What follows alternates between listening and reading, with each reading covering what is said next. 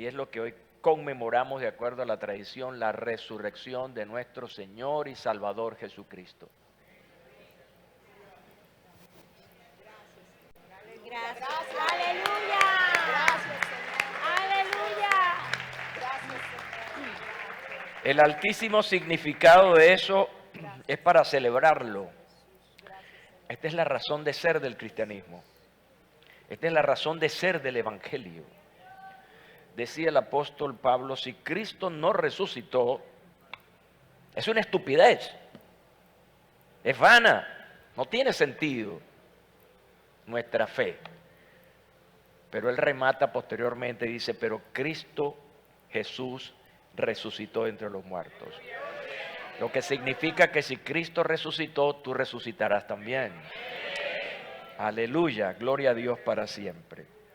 Entonces aquí no estamos jugando a la iglesita, estamos creyendo, teniendo convicciones firmes de nuestra fe y de la veracidad de lo que enseña la Biblia, la palabra de Dios.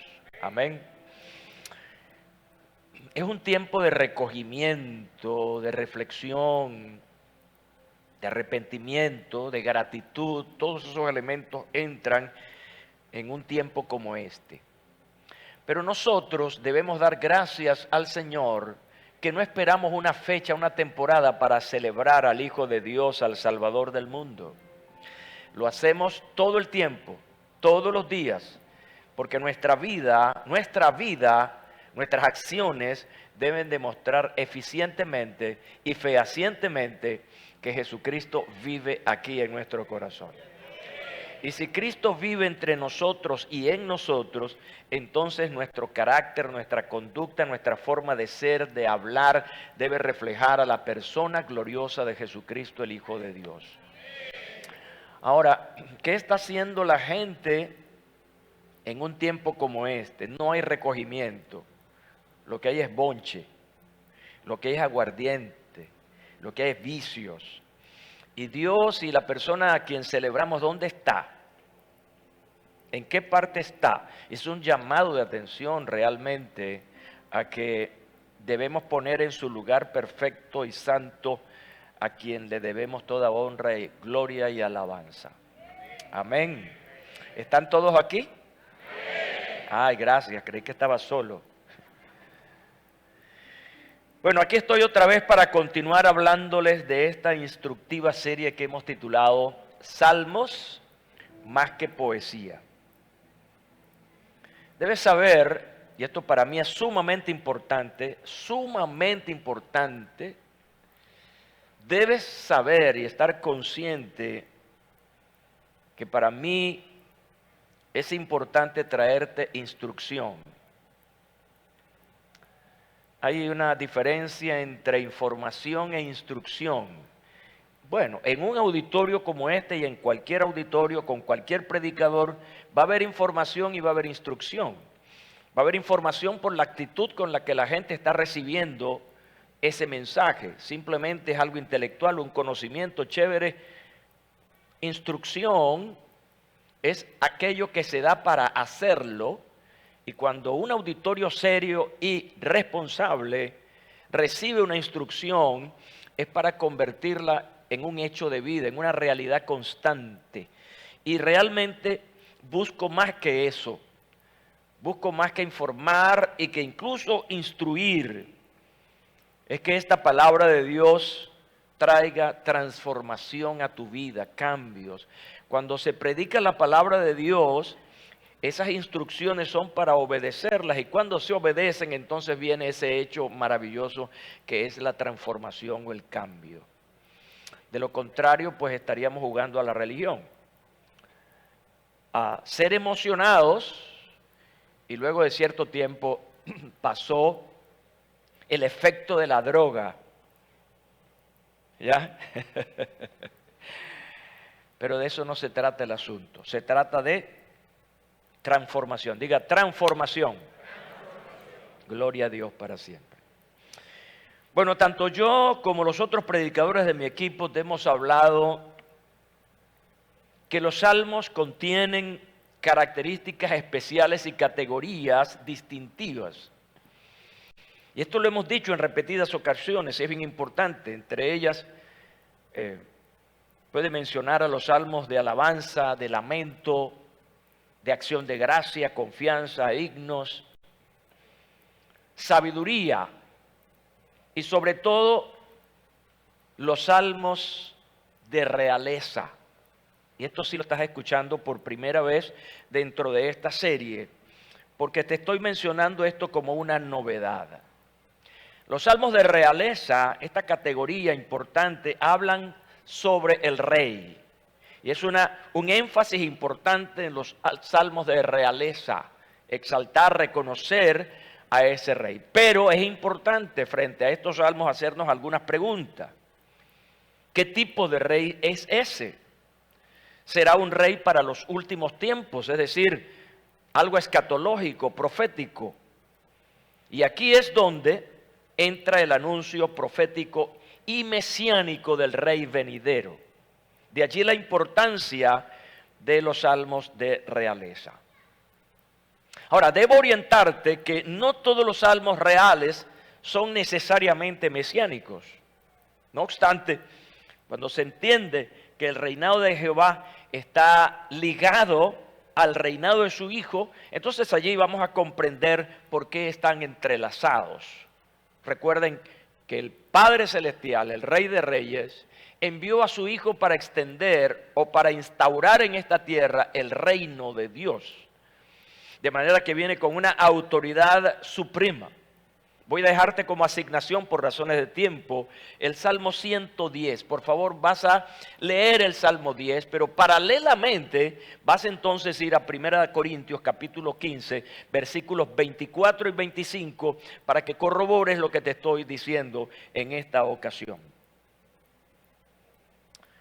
Una de las preguntas que surge cuando se habla de Jehová como rey y de su futuro reino es de qué modo vendrá este reino en escena, cómo va a aparecer, cuáles serían sus características. Y es allí precisamente donde entra en escena lo que he denominado hoy los salmos mesiánicos. Los salmos mesiánicos en acción va a ser y ocurrió entonces cuando Jesucristo, su Hijo amado, vino a esta tierra a traernos la información del cielo acerca del reino de Dios en la tierra. De manera pues que esta parte es interesante que estoy conversándoles hoy, porque el drama de un futuro libertador y rey, visto precisamente en los salmos, en muchos casos de forma alusiva, poco comprensible, no está de manera explícita, ya que precisamente lleva un lenguaje profético que no siempre es descifrado. Por eso es que la parte profética o escatológica que vemos aquí en la palabra de Dios no es tan fácil interpretarlo, porque está contenido de símbolos, está contenido de muchos lenguajes que no son familiares para nosotros. Ahí entra mucho también la historia desde el momento en que esta profecía fue dictada. Entonces, la interrogante sería, ¿qué es precisamente un salmo mesiánico? Y los salmos mesiánicos no son otra cosa que aquellos que predicen detalles importantes, escucha bien, detalles importantes de la persona, la obra y el reino de Cristo. Y aquí vamos a descubrir algunas cosas interesantes en los próximos minutos. Porque esto implica que los salmos mesiánicos también hablan de un tema no tan agradable en esa proyección a futuro del Mesías o el ungido. Y tiene que ver precisamente con el sufrimiento. Y eso al parecer no era un buen mensaje a los oídos específicamente de esa primera audiencia, que fue una audiencia judía. Y especialmente ya en el Nuevo Testamento, cuando Jesús aparece y habla acerca del sufrimiento, ya ellos lo veían mal. Pero ¿cómo es este? que habla del reino de Dios, que Él representa el reino de Dios en esta tierra y va a venir a sufrir, incluso a morir, y de una manera tan desagradable como la crucifixión. Los judíos esperaban, incluso dentro de sus discípulos estaba esa idea de un Cristo que venía a derrumbar un imperio político para establecer el reino de Dios en Israel y hacerla una nación libre. A veces nos cuesta entender muchas cosas del presente. ¿Están conmigo hoy? Porque tenemos una idea preconcebida en que las cosas siempre van a funcionar bien. Pero para llegar a un final feliz, en ese trayecto van a ocurrir cosas. En ese transcurso del nacimiento del Mesías, pasaron muchas cosas tremendas que para ellos, bueno, y este no es el Rey de Reyes, este no es el Señor de Señores, este no es el Mesías anunciado. Y termina entonces precisamente con un sufrimiento increíble, no solamente la tortura, sino también la crucifixión.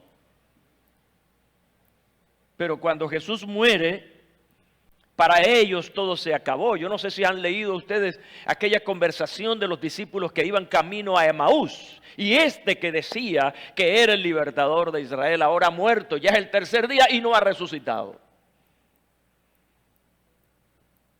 Pero lo importante es que desde que esto comienza y pasamos por el sufrimiento, la tortura, la muerte, gloria a Dios para siempre, al tercer día Jesucristo el Hijo de Dios se levantó victorioso y triunfante de la muerte y entonces Jesús resucitó.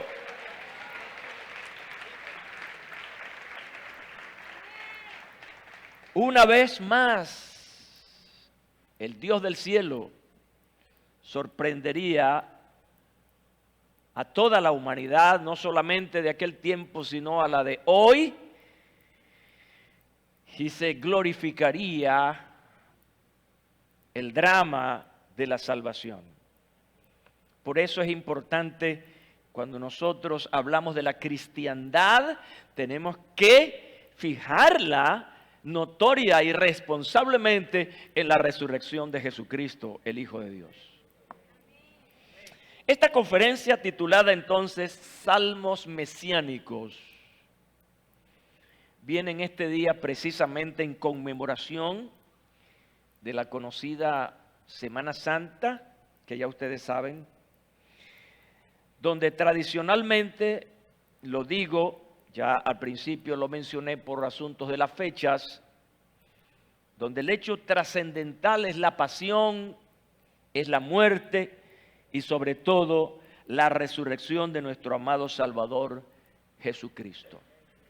Yo quiero que bajes tu rostro, por favor, y pongas tu mano en tu corazón, porque tenemos que, en una acción de gracias al Padre Celestial, que envió a su Hijo unigénito para que todo aquel que en Él cree no se pierda, mas tenga vida eterna, hoy una vez más a través de su palabra nos lo confirma. Padre, quiero agradecerte esta mañana. Aun cuando la historia, las fechas nos dan aproximaciones a este hecho relevante de la tradición de la resurrección de tu Hijo Jesucristo. Hoy nosotros, que siempre hemos alabado y glorificado tu nombre y hemos predicado acerca del poder de Jesucristo, su resurrección, su salvación, hoy queremos declarar al mundo espiritual que estamos contentos y estamos agradecidos por la obra maravillosa expuesta a través de la vida de tu Hijo Jesucristo. Hoy celebramos el ministerio, hoy celebramos todas las palabras del Señor dejadas aquí en esta Biblia. Hoy celebramos la resurrección de tu Hijo Jesucristo. Y hoy reafirmamos ante el mundo espiritual y a nosotros mismos que Jesucristo, tu Hijo, es nuestro Salvador. Que Él ha perdonado nuestros pecados y que por su resurrección nos garantiza la vida eterna. Hoy celebramos a Cristo. Padre, gracias por nuestro amado Salvador. Y todos dicen, amén y amén. Gloria a Dios para siempre.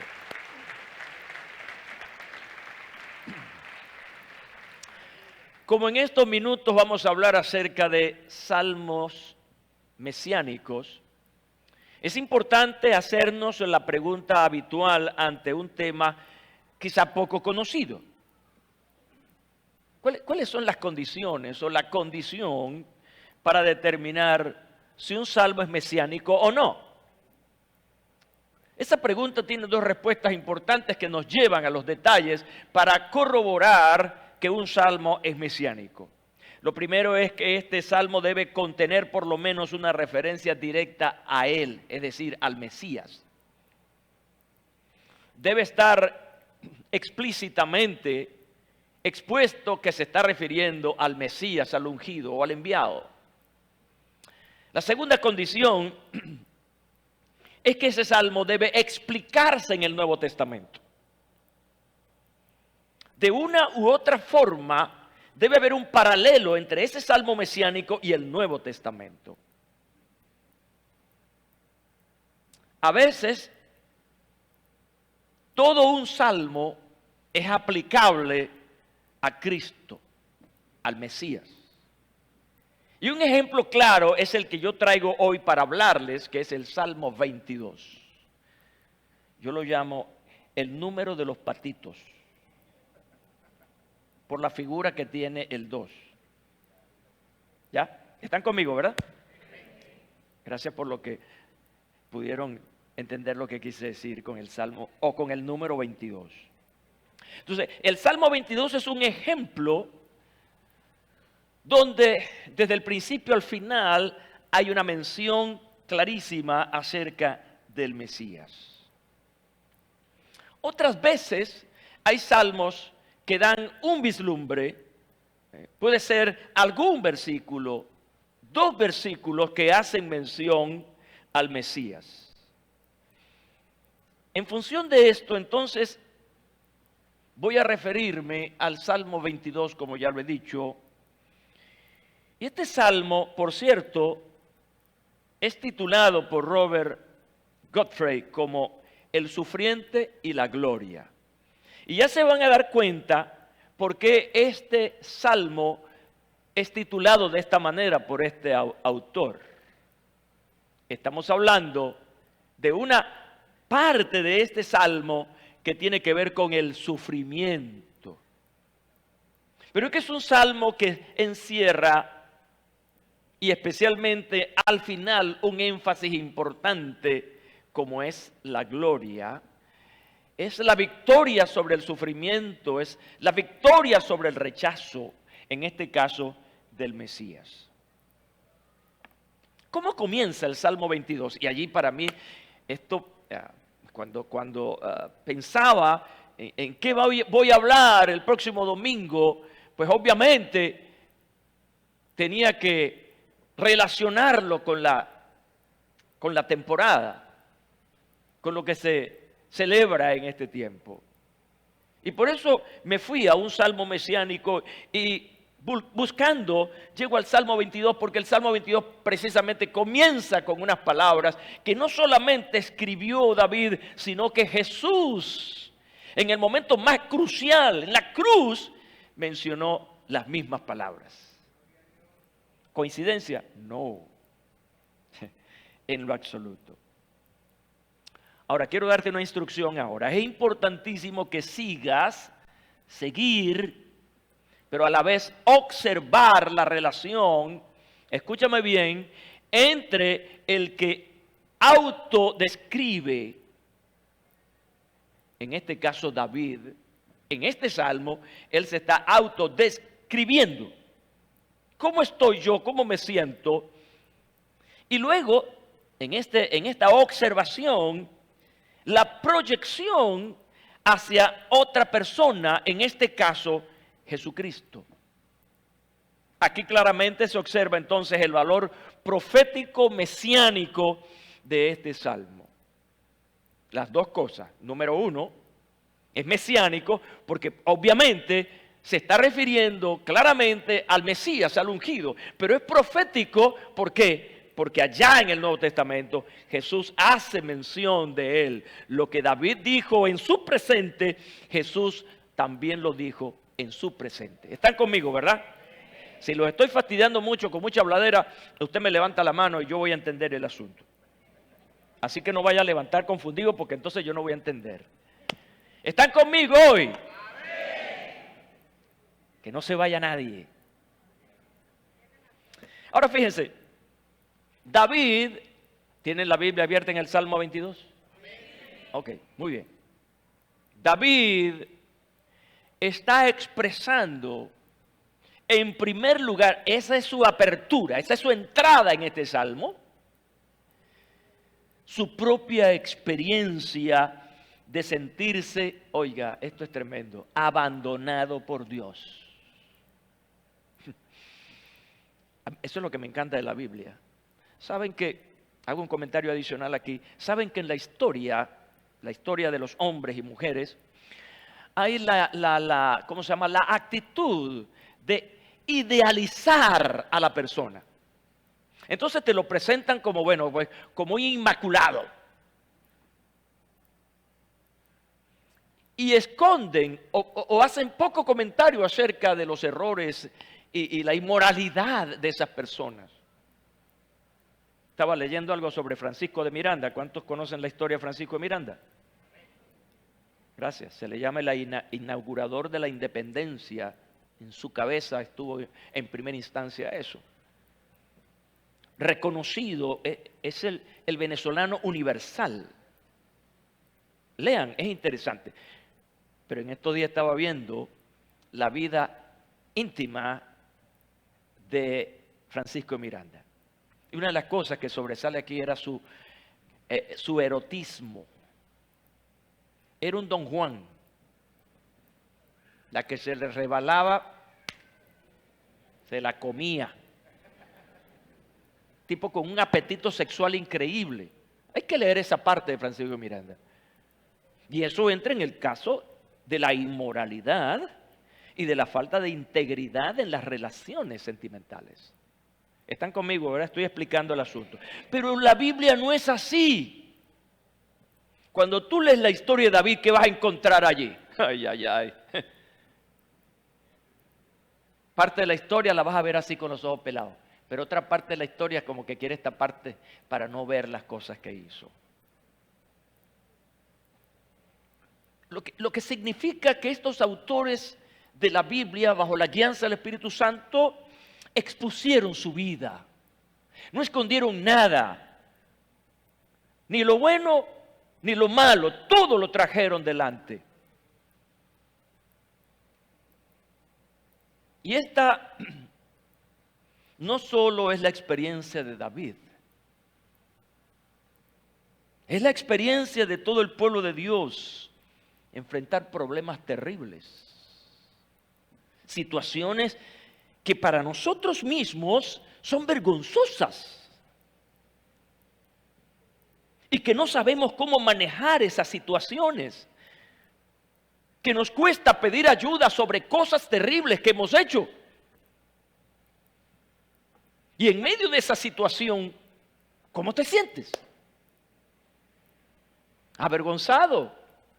Incluso abandonado de la gracia de Dios. Porque la vergüenza es tan grande que sientes que ya Dios ya no te va a dar más saldo.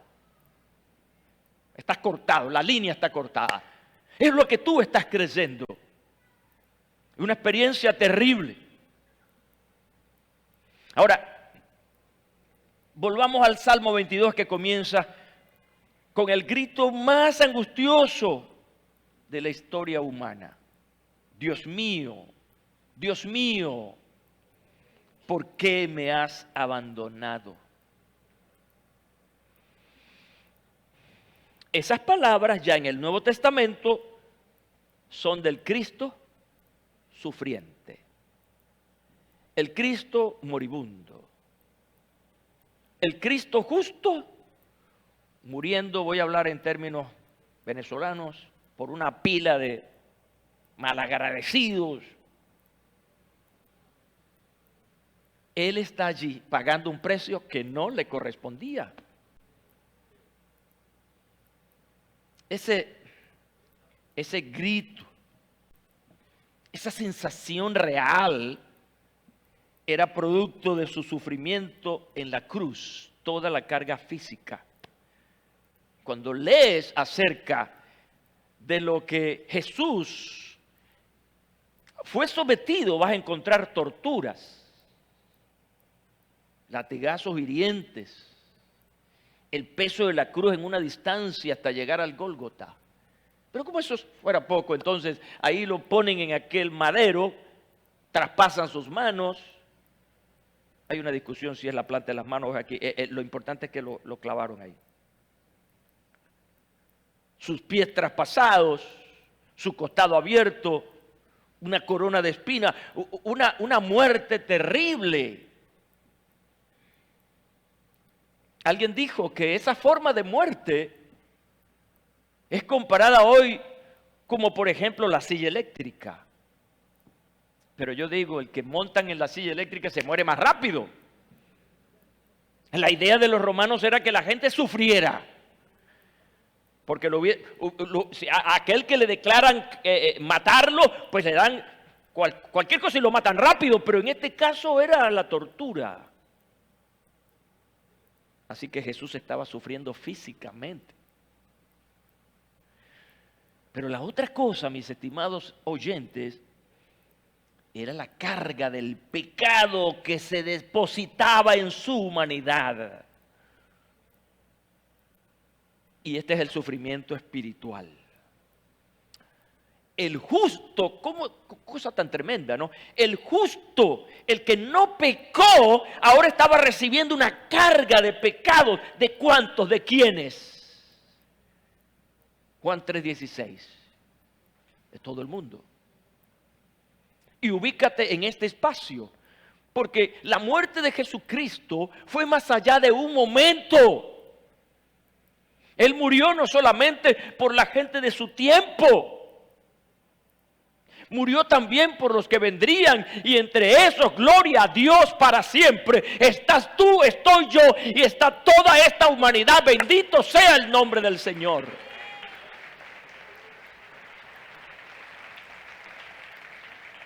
Ahora imagínense esa tremenda carga. Hay palabras interesantes en esta declaración: Dios mío, ¿por qué me has abandonado?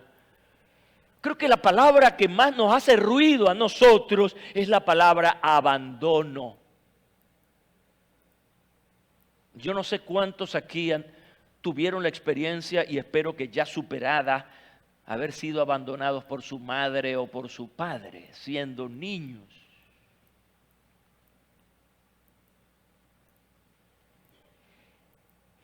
Ese tipo de abandono emocional es fuerte, tanto que hay personas que todavía adultas no han podido superar el trauma del abandono de un padre o una madre.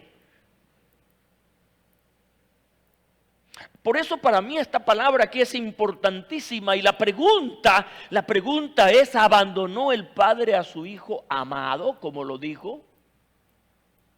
Este es mi hijo amado en quien tengo complacencia. Esas palabras son muy, muy emotivas. Pero ahora ese hijo amado está diciendo: me has abandonado.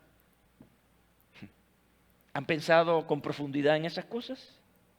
Hoy llamo su atención para ir más allá de una época, de un momento, y poner en su santo lugar realmente las palabras. Alguien ha dicho que él fue abandonado por Dios por un momento. Y la razón de su abandono se nos da en el versículo 3. Pero tú eres santo. Escuchen bien. Tú que habitas entre las alabanzas de Israel, en ti esperaron nuestros padres, y tú los libraste. Y hay dos cosas en este versículo, pero tú eres santo. Escuchen bien lo que voy a decir. Esto no es filosofía, esto es Biblia, esto es teología. ¿Hay alguna relación entre lo santo y lo pecaminoso? Pregunto. ¿Hay alguna relación? ¿Hay algún punto de encuentro? Pregunto. Gracias por ese no. No lo hay. Son incompatibles. No hay ni siquiera un mínimo de relación entre lo santo y lo pecaminoso. En ese momento, escuchen bien, en que todo este pecado se descarga sobre el justo, ese es el momento del abandono. Porque no, el Padre no tiene una relación con eso. No con su hijo, sino con la carga que su hijo está recibiendo. Escúchame, un ejemplo sencillo. Estás en una conversación, tú eres un cristiano, bien evangélico, y estás escuchando cosas horrorosas. ¿Qué haces tú allí? ¿Cuál es la actitud tuya allí? Te retiras. Porque mi corazón santificado, mis creencias, mi fe, mis principios no aceptan eso. Me retiro. No oigo eso. Están conmigo ahora. ¿Están entendiendo lo que estoy hablando? Y allí está el Padre mirando esto. Su santo Hijo está siendo cargado de tus pecados. Toca el que está a tu lado, de los tuyos. Todo lo malo. ¿Y cuáles pecados era que estaban cargados sobre Jesucristo? Las cosas horribles que estamos viendo ahí. Parricidio, hijos que matan a los padres, hijos que matan a los padres, adultos que violan y ultrajan a los niños. Esas cosas horribles, adulterio, fornicaciones. Esas cosas estaban cayendo sobre el Señor. Y no solamente eso, Isaías habla que el Señor llevó nuestras enfermedades, cáncer. Por ejemplo, que solo escuchar esa enfermedad ya temblamos. Toda esa carga de maldad estaba cayendo sobre el Hijo de Dios.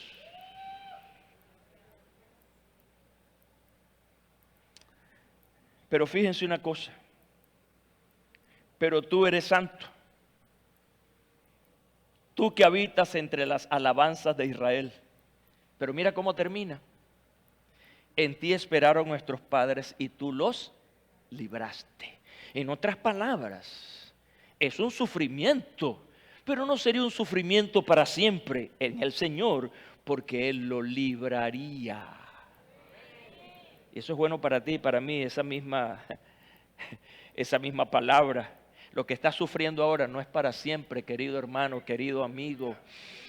Esto tiene un final, lo que estás viviendo tiene un final, se acaba.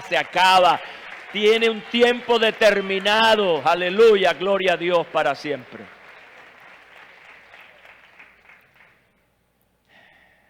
Él fue abandonado por Dios por un momento, escúchame, y esto es interesante, me gustó, lo leí por allí, no tuve tiempo de darle el crédito al autor, pero me encantó. Él fue abandonado por Dios por un momento para que tú no tuvieras que ser abandonado por Dios eternamente. Llévate esas palabras, son lapidarias. Lo repito para ti esta mañana. Él fue abandonado por Dios por un momento para que tú no tuvieras que ser abandonado por Dios eternamente. Ese fue su precio. Un precio que pagó por ti. Él fue abandonado por Dios cuando Dios puso sobre él las iniquidades de todos nosotros. Él cargó con la pena de nuestro pecado.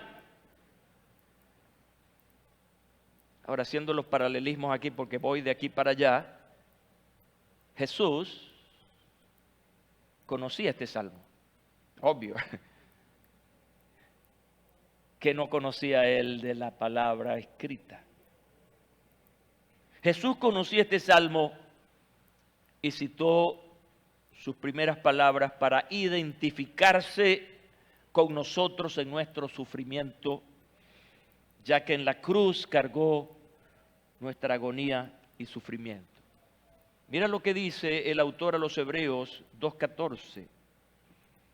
Así que, por cuanto los hijos participan de carne y sangre, Él igualmente participó también de lo mismo. Escúchame, y lo que viene es poderosísimo para anular. Diga anular. Pero díganlo como que si usted está aquí. Anular. Mediante la muerte, el poder de aquel que tenía el poder de la muerte, es decir, mandinga, el silbón, como usted quiera llamarlo, el diablo.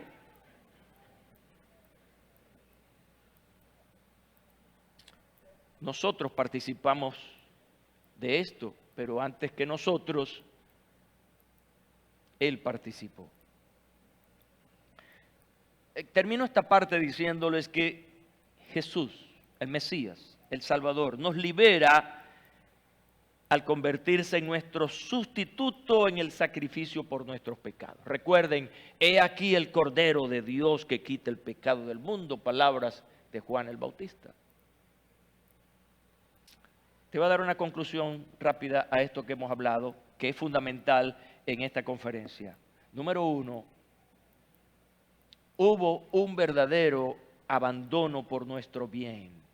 Número 2, estaba expresando desolación sin pedir una respuesta. Estas palabras se convierten no en una pregunta, sino en una exclamación. Y busca la diferencia entre pregunta y exclamación. Él no estaba esperando una respuesta, su cuerpo, su espíritu estaba hablando por él, el sufrimiento, pero con una direccionalidad importante a Dios, que eso lo voy a comentar ahora. Y número 3, él estaba cumpliendo asombrosamente las Escrituras en el horror de todo y dando testimonio de la perfección del plan de salvación. Estas conclusiones se las tomé al gran autor inglés John Piper. Ahora fíjense, por eso estamos hablando en esta serie titulada Salmos más que poesía. Porque, se los he dicho, por las grandes aplicaciones que tiene a nuestra vida personal. ¡Ay, qué bello este salmo! Bueno, poéticamente es bello, pero más que eso es lo que tú puedes aprender para aplicar a tu propia vida y cómo ser transformado a través de ella. En medio de la angustia, la mente de David no olvidó a su Dios. Una de las cosas que vivimos nosotros a menudo cuando tenemos un problema es que nuestra mente se desordena. Dejamos de ser sobrios. ¿Alguien me diga cuál es el antónimo de sobrio? ¿O lo contrario? ¿Ah? Borracho, ¿verdad? Ebrio. Bueno, compañero, esta es la situación. Ahí me dieron, pastor, porque usted imita también a los borrachos si usted nunca probó una cosa de esa. Viendo a muchos borrachos. Vamos, denle un aplauso al Señor esta mañana.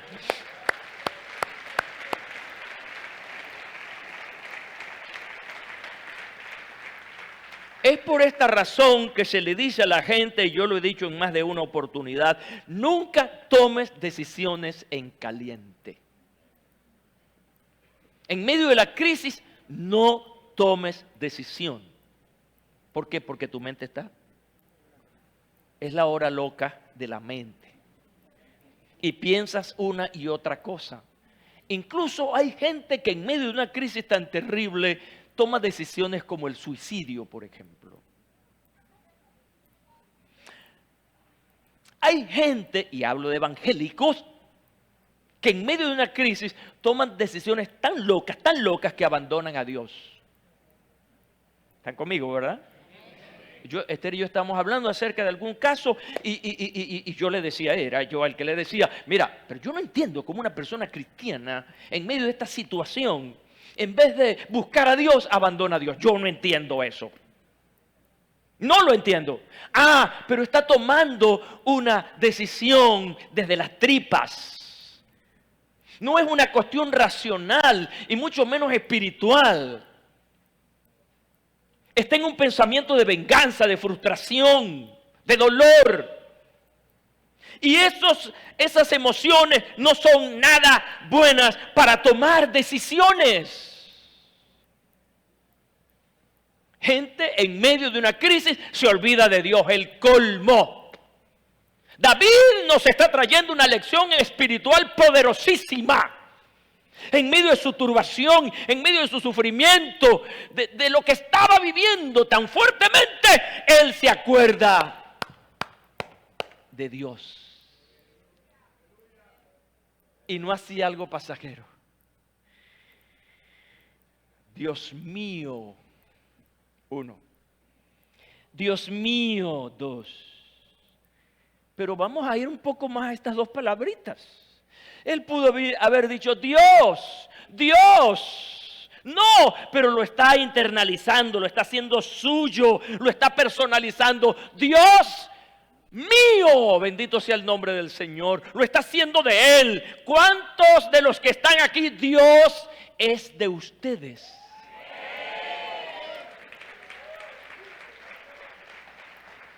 Aleluya, gloria a Dios. Dios mío, Dios mío. Dios, ¿saben que a mí me preocupa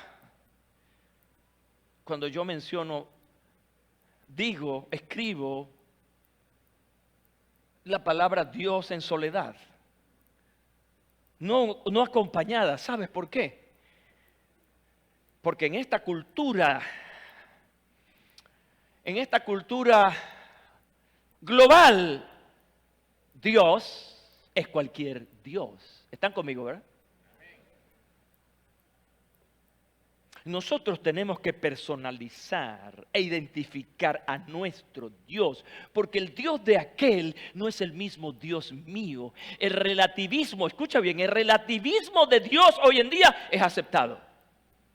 Tu Dios es verdadero, el mío también es verdadero, no hay problema. ¿Cuál es el problema? Pero una de las cosas que Jehová el Padre defendió a través de sus palabras dadas a los profetas desde el principio hasta el final del Antiguo Testamento fue identificarse como el Dios verdadero. El único Dios verdadero. Jehová Dios de los ejércitos. ¿Por qué? Porque había una sociedad aparte que era politeísta, que tenían sus propios dioses, sus propias imágenes. Así que tú tienes que diferenciar a tu Dios. ¿Y cómo vas a diferenciar a tu Dios? Viviendo como tu Dios, viviendo como tu Dios te enseña a través de su palabra. Si no, entonces tienes a un Dios cualquiera.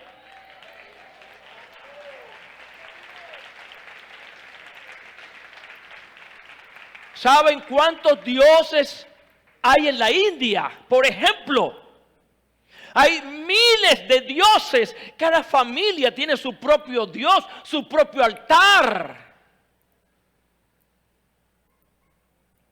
¿Cuántos dioses hay en Venezuela? Que les han dado esa categoría de deidad que realmente no la tienen. Y no estoy atacando a ninguna religión. Simplemente me oriento por lo que la palabra de Dios indica. Haz de tu Dios un Dios personal. Dile eso al que está a tu lado. Haz de tu Dios un Dios personal. Aleluya, gloria a su nombre para siempre. Sabes que en diversas experiencias de oración, Jesús clamó al Padre. Muchas. En los evangelios encontramos muchas. Quizás las más notorias fue la del huerto de Getsemaní. Hablamos de eso bastante en la serie anterior. Y en ese momento de la crucifixión, cuando Jesús dice, Dios mío, ¿por qué me has abandonado? Creo que esas dos oraciones son emblemáticas, que identifican esa relación íntima y profunda entre Jesús y el Padre. Yo no quiero ir a la cruz, voy a parafrasear a Jesús, orando en Getsemaní. Yo no quiero ir a la cruz, yo me resisto a ir a la cruz. Pero si esto es lo que tú quieres, papi, que no se haga lo que yo quiero, sino que se haga tu voluntad.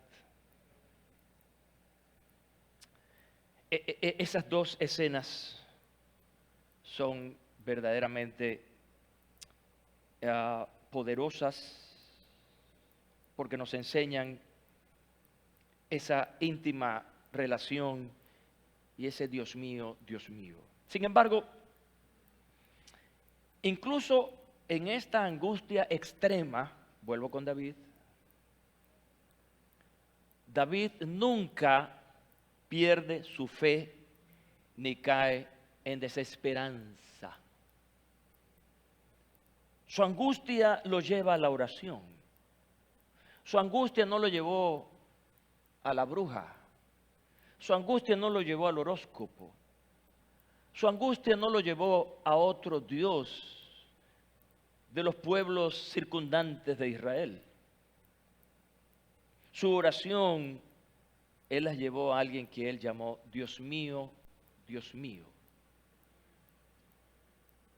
Incluso en ese sufrimiento y sus dudas de cómo salir, cómo resolver esta situación, no abandona su conocimiento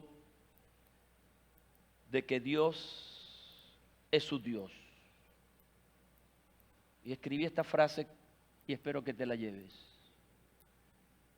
No te ciegue la angustia. Llévatela. No te ciegue la angustia a tal punto que reniegues contra Dios. Que busques otras opciones que no son las opciones divinas ni bíblicas. No tomes decisiones en el momento más serio y crítico. Ponte una panela, como decimos en Venezuela, una panela de hielo en el coco, enfríate. Porque estás en caliente, no piensas, no estás sobrio. Bájale dos, como decimos aquí en este hermoso país de palabras extrañas. Bájale dos. Relax. Y entonces, Dios mío, Dios mío. Aleluya. ¿Sabes por qué es importante ponerse la panela de hielo en la cabeza? Un casco de hielo. Porque comenzamos a pensar. Y hay lo que llamamos en sociología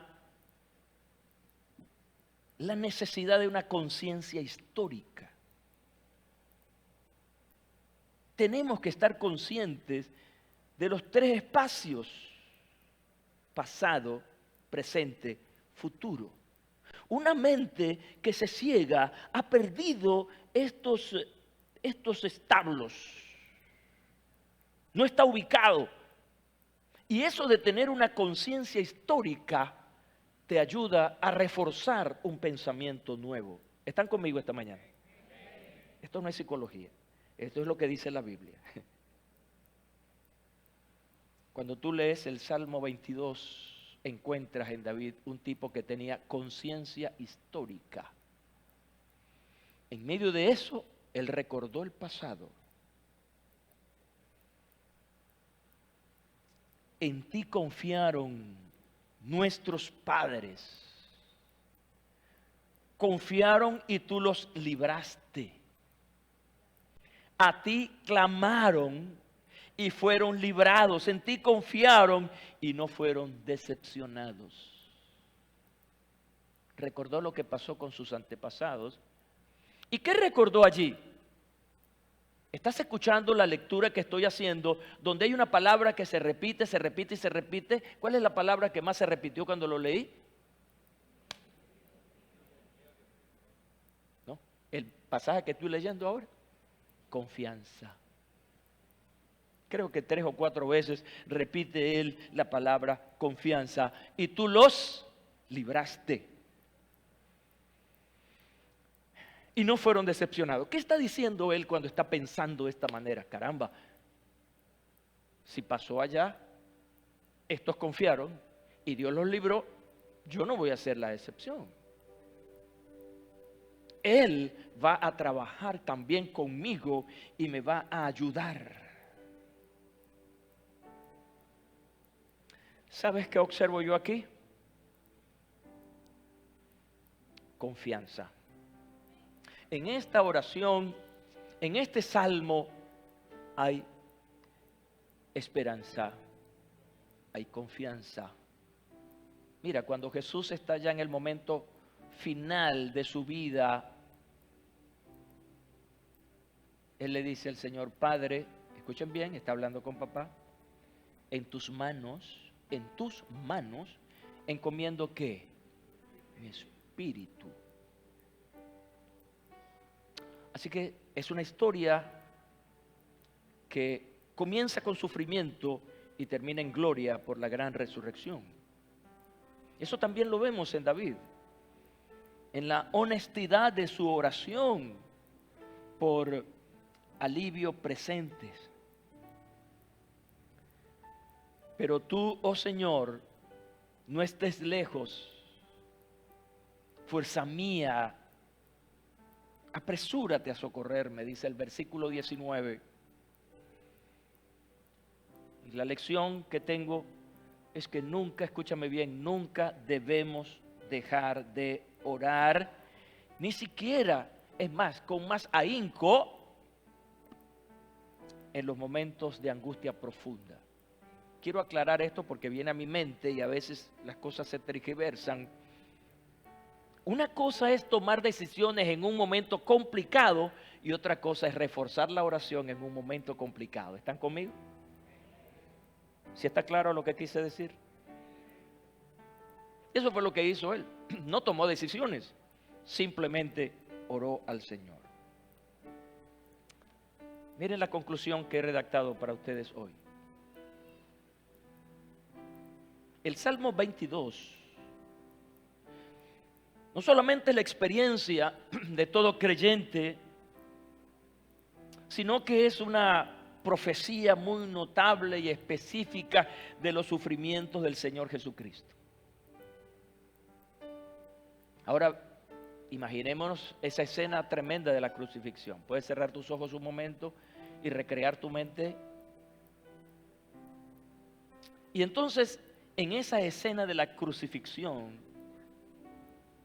con especial claridad en las palabras, porque perros me horadaron, me rompieron las manos y los pies. Puedo contar todos mis huesos. Ellos me miran, me observan, reparten mis vestidos entre sí y sobre mi ropa echan suertes. Mira cuánta antelación, con cuánta antelación se está dando esta profecía de lo que pasó ese día allá en el monte de la Calavera. Aquí vemos que, de hecho, este salmo llega a su máxima realización en Jesús. El cumplimiento, escúchame bien, el cumplimiento del Salmo 22 se traslada al momento histórico en que Jesús está en la cruz y se cumple la profecía. ¿Estás en medio del sufrimiento? ¿Cuál es tu actitud frente al sufrimiento? ¿O cuál es la actitud común nuestra, humana, frente al sufrimiento? Queja, frustración. Ahí estaba Jesús. Por eso te lo recuerdo hoy, que Jesús sufrió para que tú puedas disfrutar del perdón y la paz interior. Y te dejo con los versículos 22 al 24 para cerrar, tal y como lo planteé en la introducción, en gloria. En gloria termina este salmo. Diré tu nombre, mis hermanos. En medio de la congregación te alabaré. Tú que temes al Señor, alabadle. Todos ustedes, descendientes de Jacob, glorifíquenlo y alábenlo a Él. Todos ustedes, descendientes de Israel, porque no ha despreciado ni aborrecido la aflicción de los afligidos, y no le ha ocultado su rostro, sino que lo ha escuchado cuando le gritó. Así termina el Salmo 22. Yo espero que este salmo, en la práctica y en lo personal, esté terminando en tu vida en una aplicación clara en eso, en gloria. Así como estás sentadito, oramos al Padre. Padre, gracias te doy. Gracias. Gracias porque hoy, no como un día especial, estamos celebrando tu vida y estamos celebrando la victoria de la resurrección. Porque todos los días, cada mañana, cuando nos levantamos, damos gloria a tu nombre y bendecimos tu nombre por el maravilloso don de la salvación y el perdón de nuestros pecados. Esta mañana aprendemos un asunto doloroso pero necesario. Recordamos tu sufrimiento. Pero esa es una aplicación, Señor, a nuestra vida, de que también pasaremos por momentos de angustia, de dolor, de sufrimiento. Pero que podamos nosotros dirigirnos a ti en oración. Dios mío, y exponer nuestro dolor y recibir de ti las respuestas. Ayúdanos, ayuda a mi amigo, a mi amiga a manejar el sufrimiento cuando sus pensamientos estén reforzados por las promesas que tú das a los que creen. Hoy oro por aquellos que han mantenido un sufrimiento por años, por abandono, que no han podido superar el trauma de la soledad, de crecer sin un padre, sin una madre, de aquella mujer que todavía no ha podido superar el abandono del hombre que se fue, o de aquel hombre que sufre todavía el abandono de esa mujer que amó. Hoy oro para que venga un aceite fresco sobre el corazón enfermo para sanarlo. Porque el Espíritu Santo nos ha dicho hoy, Padre, que lo que vivimos ahora no vino para quedarse, que tiene un tiempo marcado de finalización. Llena de esperanza a la gente hoy. Digan amén. Amén. Gloria a Dios para siempre.